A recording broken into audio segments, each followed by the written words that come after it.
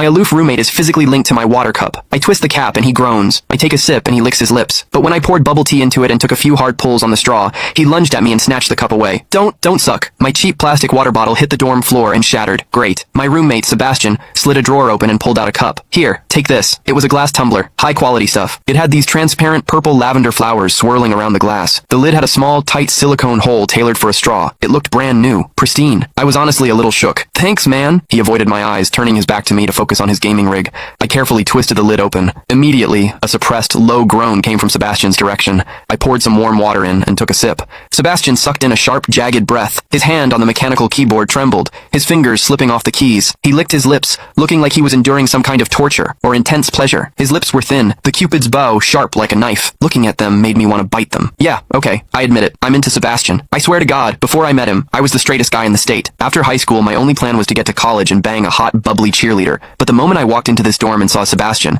that plan went out the window. 4 years of college and he's the only one I want to mess around with. But I couldn't tell him. No way. I was terrified that if I spilled my guts, we wouldn't even be friends anymore. Because Sebastian is straight. Like, painfully straight. Only 2 weeks ago, he turned down a senior, a varsity swimmer, total stud, who asked him out. After that, Sebastian came back to the room and sat at his desk with a face like thunder for hours. The guy must be a raging homophobe. Maybe it was because the cup was a gift from my crush, but that warm water tasted sweeter than usual. It had a weirdly good aftertaste. I grabbed a straw from my desk and shoved it deep into the hole on the lid. The second I did, a strangled moan ripped out of Sebastian's throat. He bolted up and sprinted into the bathroom. Weird. We were just gaming. Why the hell did he suddenly need a shower? He didn't even grab a change of clothes or a towel. My hearing has always been too good for my own good. Through the thin bathroom door, I heard whimpery, muffled sounds. Soft, hot, suppressed. As a dude, I knew exactly what that sound was. He was jerking off. When I get horny, I usually wait until lights out and hide under the covers like a rat. But Sebastian, it's the middle of the damn day and he just goes for it? Talk about high testosterone. Sebastian is gorgeous. He's got that cold, don't touch me vibe, but his eyes are sharp, almost like a fox. He looks like a priest who's secretly a sinner, tempting as hell. I've heard people say his smile is killer,